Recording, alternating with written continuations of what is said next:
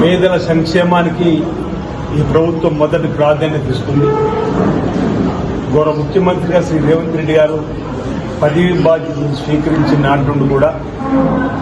నిస్సాయులకు సహాయాన్ని అందించాలని చెప్పిన ఒక లక్ష్యంలో, పేదలకు ఎక్కడ ఇబ్బంది వచ్చినా అపన్న హస్తాలు అందివ్వాలని చెప్పిన ఒక లక్ష్యంతో రాష్ట్రంలో ఆర్థికంగా గత ప్రభుత్వం ఎన్ని ఇబ్బందులు పెట్టిపోయిందో రాష్ట్రాన్ని అప్పుల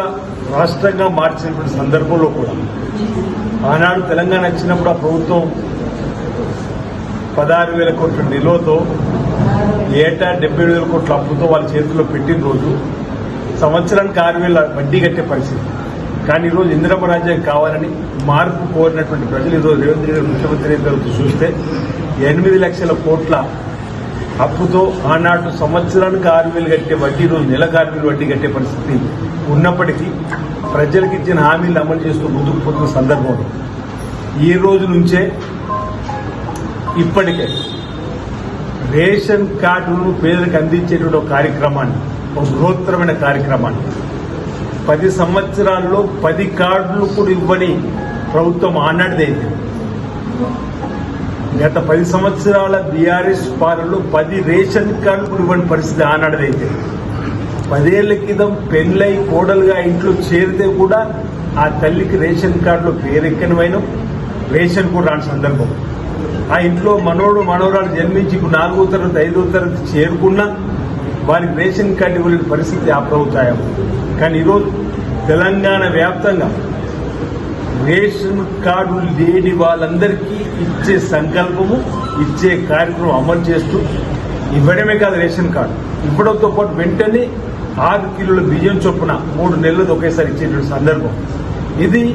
రేషన్ కార్డు నిరంతరం కొనసాగే ప్రక్రియ కూడా పెట్టినటువంటి సందర్భంలో డబుల్ బెడ్రూమ్లు ఇస్తామని ఆశ చూపి 10 ఏళ్లలో 10 ఇండ్లు కూడా ఇవ్వని సందర్భం అయితే ఈరోజు 4,50,000 ఇళ్లు రాష్ట్ర వ్యాప్తంగా ఈ నియోజకవర్గంలో 3,500 ఇళ్లు స్పెషల్ కోటా కింద కూడా వచ్చిన సందర్భం. పేదల కళ్ళల్లో ఆనందం కనిపిస్తున్న వేళ సన్న బియ్యం ఊహకందని ఆ ప్రభుత్వం అసలు పట్టించుకున్న పరిస్థితి లేని సందర్భంలో ఈరోజు సన్న బియ్యం ఇచ్చే కార్యక్రమం, నిరుపేదల ఇళ్లకు కరెంటు బిల్లు కూడా పూర్తిగా మాఫీ చేసిన సందర్భం, 200 యూనిట్లకు సంబంధించి రైతులకు 2 లక్షలు రుణమాఫీ చేసిన సందర్భం, 500కే సిలిండర్ ఇచ్చే సందర్భం, ఆడతలు ఆర్టీసీ సెక్టర్ ఉచిత ప్రయాణం కావాల్సిన సందర్భం. అంతేకాకుండా సువర్ణ అక్షరాలతో లిఖింపబడేటువంటి బీసీ బిల్లు ఆమోదం పొందలేవి కాకుండా 2018 పంచాయతీరాజ్ చట్ట సవరణ గాడిపోయేసి క్యాబినెట్ లో ఒక ఆర్డినెన్స్ కూడా తీసుకొచ్చేటువంటి ప్రయత్నం ఈ ప్రభుత్వం చేస్తున్న సందర్భంలో బీసీ సంఘాలను కూడా స్వాగతిస్తున్న వేళ ఎస్సీ వర్గీకరణ కూడా జరిగిన సందర్భంలో అంటే ఈ ప్రభుత్వం యొక్క శుద్ధశుద్ధిని ఎవరు కూడా అనుమానించాల్సిన అవసరం అని చెప్పని అనేక సందర్భాలు చెప్పినట్టు సందర్భంలో మరి రేవంత్ రెడ్డి గారి సర్కార్ ఓవైపు అభివృద్ధి మరోవైపు సంక్షేమాన్ని చేస్తూ ఈరోజు ముఖ్యమంత్రి గారు సాయం నిధులే కానీ కళ్యాణ లక్ష్మి షాదీ ముబారక్ సంబంధించి అంటే గత ప్రభుత్వం ప్రవేశపెట్టిన ఈ ఒక్క స్కీమ్ను రద్దు చేయకుండా కొత్తగా ఇన్ని స్కీములు మళ్లీ పేదల కోసం అందిస్తూ ముందుకు పోతా ఉంది. రాజీవ్ ఆరోగ్యశ్రీలో 10 లక్షలు ఇస్తా ఉన్నాం. ఈ విధంగా ఇంకా పేదలకు రాబో రోజులు కూడా మేలైనటువంటి కార్యక్రమాలు చేస్తా ఉన్న వాటి సందర్భంగా తెలియజేస్తా ఉన్నాం.